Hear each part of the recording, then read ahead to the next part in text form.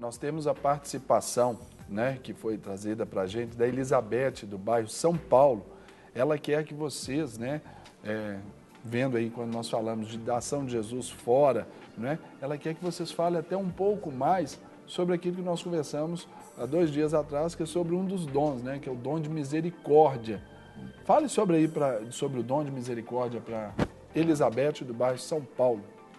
É um dom que eu vejo assim que na igreja poucas pessoas têm esse dom, porque ele é um dom, ele é muito, muito forte e as pessoas que têm o dom de misericórdia, elas têm uma compaixão dentro delas tremenda, porque elas olham a pessoa já daquela forma de compaixão. Então eu acho assim que é um dom que ele é distribuído, mas poucos recebem esse dom na igreja, você entendeu? A gente ama, mas o dom de misericórdia ele vai mais além disso. Eu vejo que ele tem um foco em ajudar as pessoas. E a pessoa sente bem em fazer isso. É sacrificial. É sacrificial. Para quem acompanhou o programa aí, né, e viu que no quadro Jovens Adultos falando ali sobre fé e obras, é essa junção que a igreja precisa se esmerar mais. O né? casamento dos dois, né? Os dois, Isso, né? as obras e a fé. E a fé. E a compaixão pelo próximo, né? Ou seja, um amor pelo próximo. Né? Então, isso está relacionado. E aí tem tudo a ver com a ideia da frutificação através do Espírito. Porque quando a gente pensa no Espírito fazendo-nos frutificar, não é apenas termos um foco em manifestar o fruto do Espírito em nós. Ele tem um foco de fazer você, aonde você está, frutificar para o reino e não para si próprio. Então, eu gosto muito dessa ideia de conectar essa ideia do Espírito nos fazendo frutificar com a ideia que Jesus diz que Ele é a videira. Isso. E que nós somos enxertados nele e que, enxertados nele, nós vamos frutificar. E quando nós frutificamos, estando enxertados em Jesus, que é a videira, o nosso fruto vai permanecer e quanto mais nós frutificarmos, mais o Pai vai fazer com que a gente frutifique. Então isso tem muito a ver com essa ideia de estar plantado em um lugar que é o lugar que Deus estabeleceu, usar os dons que o Espírito nos deu para fazer a obra que Deus tem para que a gente faça, frutificando para o reino. Então essa é uma capacidade que o Espírito Santo ele nos dá. Então, por isso que ele é o poder de Deus para que nós venhamos ser testemunhas.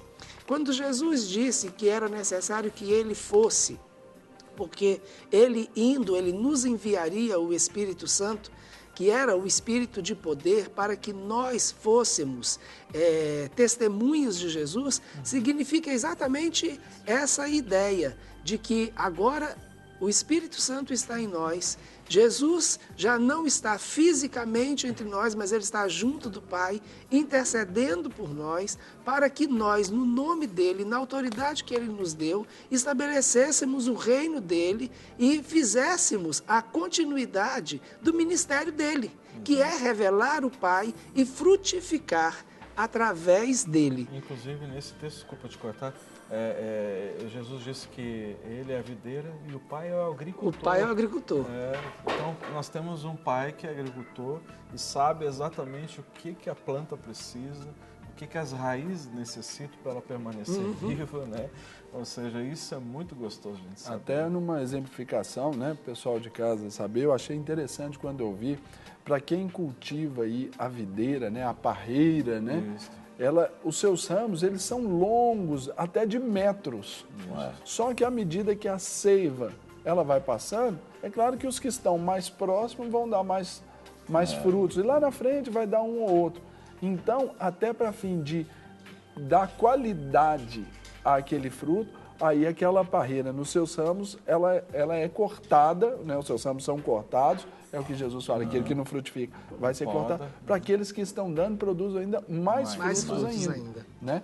E esse fruto, quando falamos aí desse investimento que Deus faz em nós, tem a ver essencialmente com o caráter cristão, quando fala aqui. Porque o dom é para o aperfeiçoamento da igreja, preservar a fé, a unidade, e o fruto do Espírito serve exatamente para isso, para nos identificar como cristãos, pequenos cristos, né?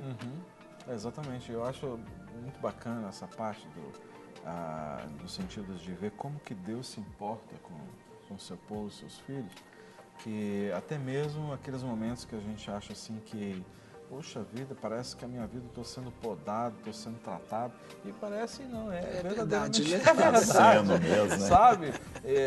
Mas aí vem a gente reclama, né? Nossa, tá doendo demais o negócio, que coisa.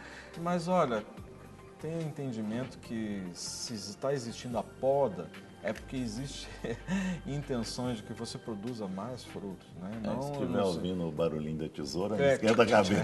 Está ouvindo o barulho da tesoura? Tá, tá, tá.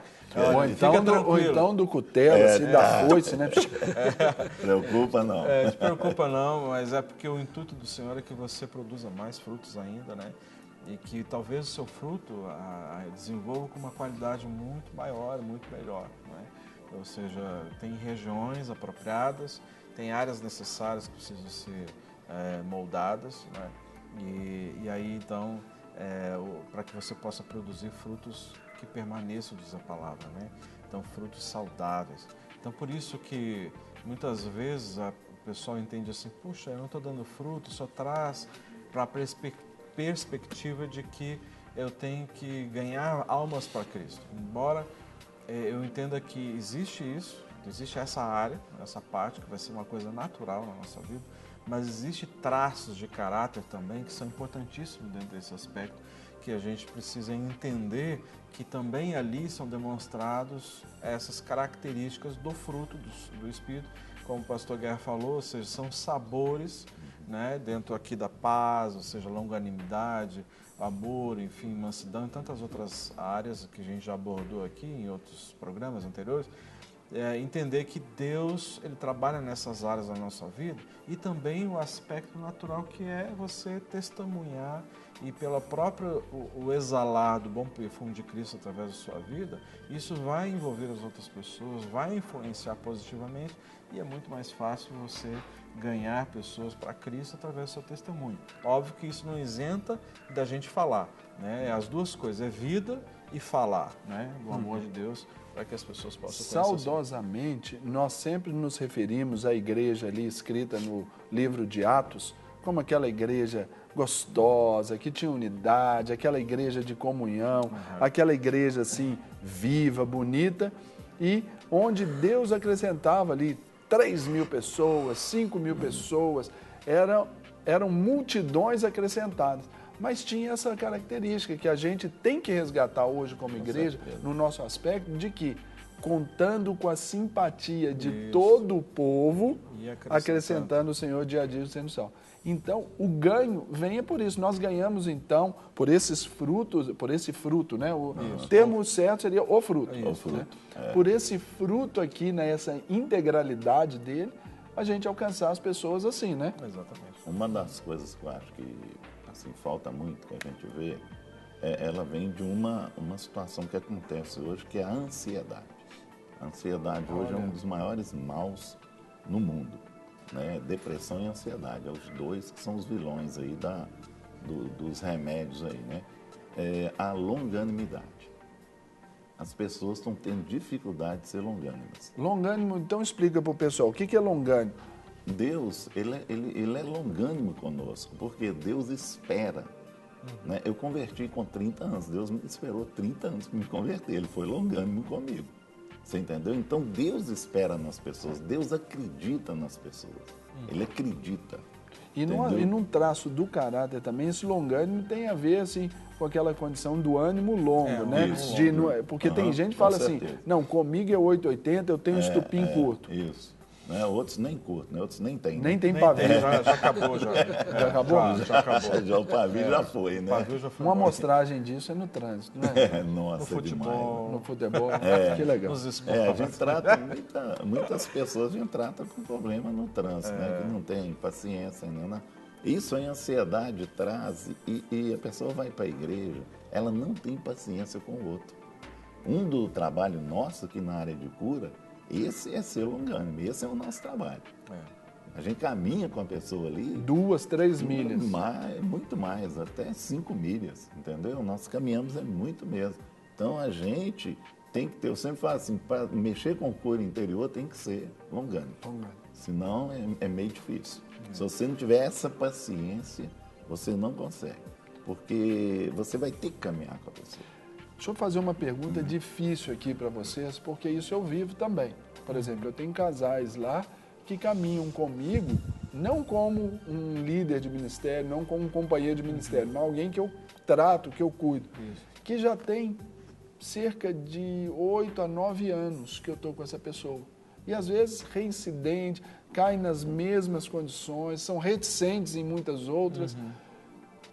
Essa longanimidade nossa, ela tem que contrastar com a proatividade dessas pessoas também para quererem, desejarem dar esse fruto. Tem esse lado também? Existe limite. Até Deus põe um limite para as pessoas. Eu vejo assim. Há um limite até onde vai. Deus leva a pessoa até um ponto, depois ele começa a tratar com a pessoa. Um exemplo bíblico seria aí o jovem rico? Isso. Ele falou, ele pôs ali para ele com certeza. Um ponto, ó, você tem que fazer isso, se você não fizer... Aí você se vira agora, né, vai...